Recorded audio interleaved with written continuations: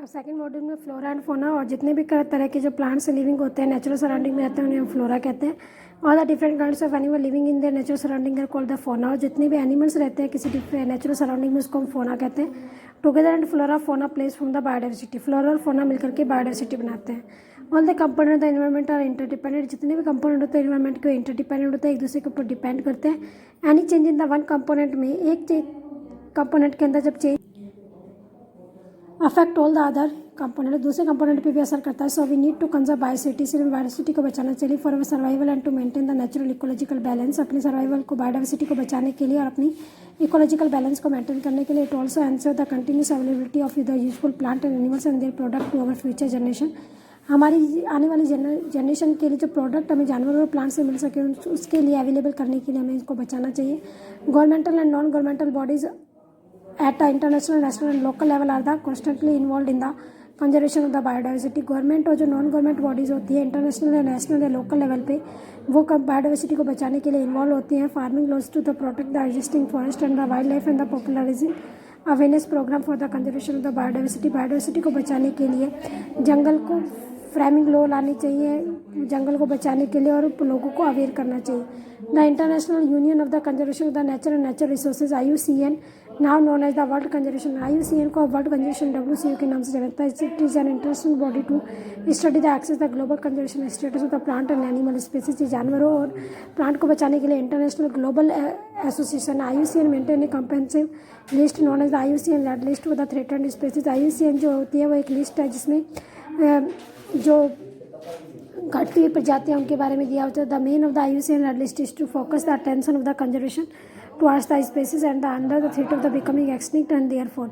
IUCN red list का main जो focus होता है वो होता है लोगों को जानकारी देना कि किन प्रजातियों को बचाना है और कौन सी है जो लापता हो रही हैं और उनको किस तरह से हम बचा सकते हैं। All the species are classified into 9 groups. जितने भी प्रजातियां उनको 9 ग्रुप पे बांटा गया। They are classified based on the centre factor such as present and past distribution of the particular species in given area. जो जितने भी फैक्टर है वो प्रेजेंट और पास्ट डिस्ट्रीब्यूशन पार्टिकुलर स्पीसीज को किस तरह से उसमें डिवाइड किया गया है। एरिया ऑफ द जो distribution the category are the extinct in the wild, critically endangered, endangered, near threatened, data efficient, vulnerable, least concern and not related. अब extinct species the species of the plant animals that are not found in now but once lived on the earth are called the extinct. वो प्रजाति जिन्हें हम लुप्त प्रजातियाँ कहते हैं जो कभी धरती के ऊपर थी लेकिन अभी वो नहीं है। Millions of the year ago a hug, लाखों वर्ष पहले जो बड़े बड़े डायनासोर थे, dinosaurs lived on the earth, तो धरती के ऊपर डायनासोर रहते थे। Scientist believe that our earth cooled suddenly. तो वैज्ञानिक बताते हैं कि हमारी धरती अचानक ठंडी हो गई and the dinosaur could not adjust to the sudden change in the climate.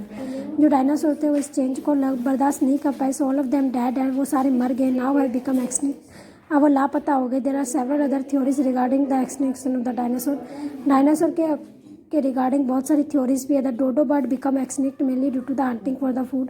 जो डोडो बर्ड है वो एक्सटिंक्ट हो गया क्योंकि उसका शिकार किया गया था। नीलगिरी होली एंड क्राइपैंसी are plants India that have become extinct recently. Nilgiri holly और जो क्राइपैंसी पेड़ है जो कि धीरे धीरे इंडिया से ख़त्म हो गया। वह एक्सटिंक्ट इन द वाइल्ड। जंगल में क्या चीज़ें ख़त्म हो गई। When species no longer exist in its natural habitat and is non only in the survive in the captivity like zoo it is said to be extinct.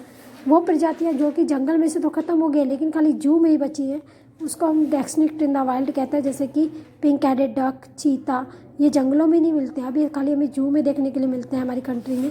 अब एक critically endangered species that are an extremely high risk of becoming extinct are listed it's critically endangered.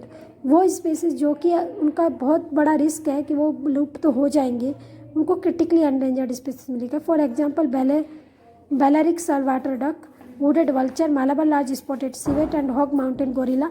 ये सब टिज्मी hog mountain gorilla ये कुछ critical endangered species हैं।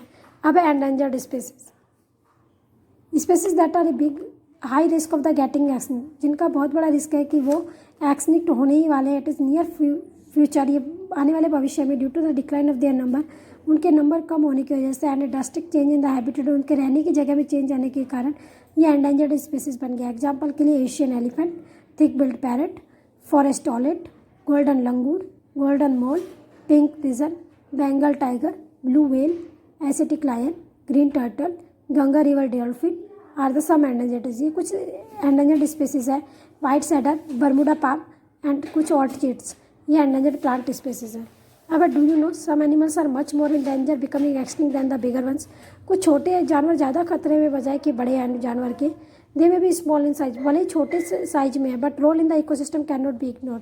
लेकिन ecosystem में उनका रोल हम इग्नोर नहीं कर सकते। They are the part of the food chain and food webs, वो फूड चेन और फूड वेब के पार्ट है। So they should not be killed ruthlessly, वो इसलिए उनको मारना नहीं चाहिए। Vulnerable species that exist in the low number, वो स्पेसीज जो पहले से ही थोड़ी संख्या में है, एंड में बिकम एंडेंजर्ड, और वो भी खतरे में आ गए हैं। If can causative factor like habitat destruction, जैसे कि उनके रहने की जगह के ख़त्म होने के कारण, इन्वायरमेंटल डिस्टर्बेशन के कारण, इलीगल हंटिंग के कारण वो वल्नरेबल स्पेसीज बन गए हैं। For example Indian rhinoceros, elephant, king cobra और hippopotamus, snow leopard, polar bear, ये सब vulnerable species. In the red list all species listed in the category of the critically endangered. Red list में इनको critically endangered, vulnerable और endangered तीनों में इसको लिखा गया नियर थ्रेटेंड स्पेसीज में।